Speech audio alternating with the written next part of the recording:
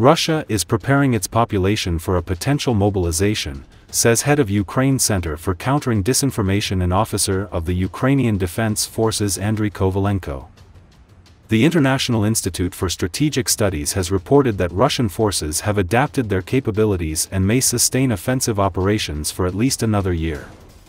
Russia has lost 172,000 troops killed since the start of its all-out war against Ukraine in 2022. Additionally, 611,000 soldiers have been wounded, with 376,000 sustaining severe injuries leading to permanent disability and discharge from military service. The remaining 235,000 have recovered and returned to combat.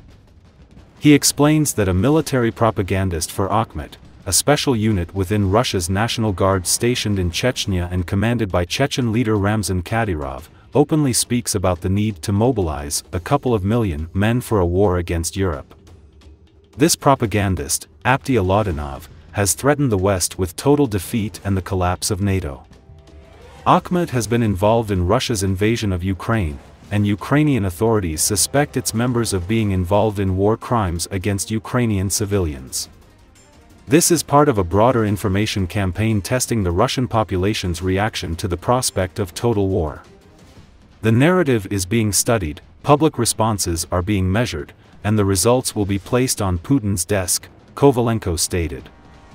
He notes that other Russian officials have expressed similar ideas, and reports of emergency meetings in Moscow about a new war scenario are circulating on social media. The Kremlin is trying to convince Russians of the inevitability of conflict and the need for a new wave of mobilization, presenting it as the path to a swift victory, Kovalenko said. He also reiterated his earlier warnings that Russia plans a possible invasion of the Baltic states within 4 to 6 years. However, mobilizing millions now would mean a prolonged and exhausting war that could last for decades, turning Russia into a military camp reminiscent of 1941 to 1945, he adds. Recently, the 27 leaders of the European Union met in Brussels for a special summit focused on Ukraine's future amid significant shifts in U.S. policy. The emergency meeting was convened in reaction to U.S. President Donald Trump's unilateral decision to launch negotiations with Russian President Vladimir Putin following their 90-minute phone call.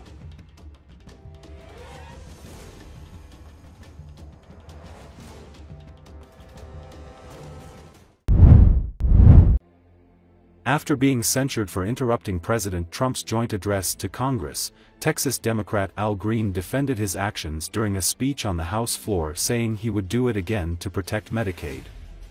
According to Associated Press, Green was joined in the well of the House by more than 20 fellow Democrats as Speaker Mike Johnson, Republican Louisiana, read the censure resolution Thursday. Green and some of his colleagues began singing "We Shall Overcome," an anthem of the civil rights movement, as Johnson spoke. Republicans in the chamber yelled order as the singing continued. Eventually, Johnson declared the House in recess. The resolution against Green was approved in a mostly party-line vote of 224 to 198. 10 Democrats voted for it, no Republicans voted against it. Johnson had Green removed from the chamber during the early moments of Trump's speech Tuesday night. Green stood and shouted at Trump after the Republican president said the November 5 election had delivered a governing mandate not seen for many decades. Republicans acted quickly to rebuke Green with a censure resolution that officially registers the House's deep disapproval of a member's conduct. It's the latest fallout of the boisterous behavior that has occurred during more recent presidential addresses to Congress.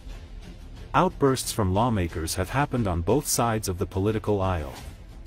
The censure resolution says Green's actions were a breach of proper conduct during a joint address and that his removal after numerous disruptions. Democrats tried to table it Wednesday, but that effort failed on a party-line vote.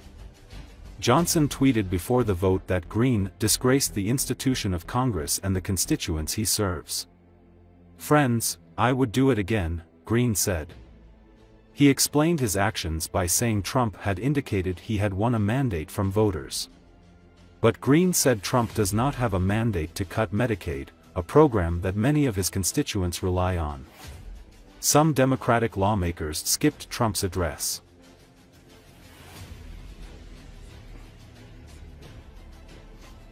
Under the Speaker's announced policy of January 3rd, 2025, the gentleman from Texas, Mr. Green, is recognized for 60 minutes as the designee of the Minority Leader. Thank you, Mr. Speaker. Mr. Speaker, and still I rise. And still I rise, a proud, liberated Democrat, unbought, unbossed, and unafraid. I have no ill feelings toward the Speaker, none toward the persons that escorted me away from the floor, because I did disrupt. And I did so because the President indicated that he had a mandate.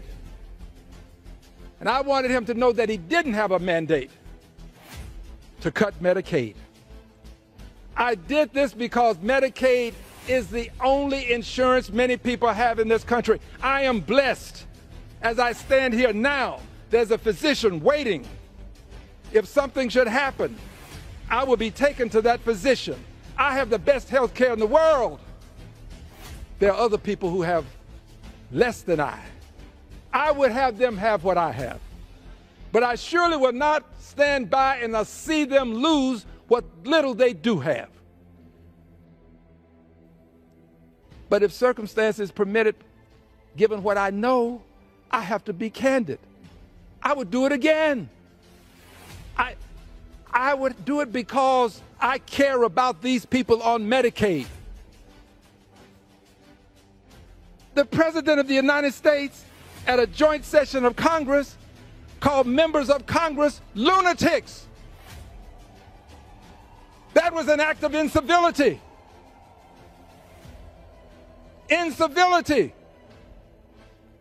There comes a time when you cannot allow the President's incivility to take advantage of our civility. And that's what's happening in this country. His incivility is overwhelming our civility. We cannot allow this. That act of incivility was in direct response to the President's incivility. Mr. President, you, sir, you were wrong. You are Goliath. You now have control of the Justice Department.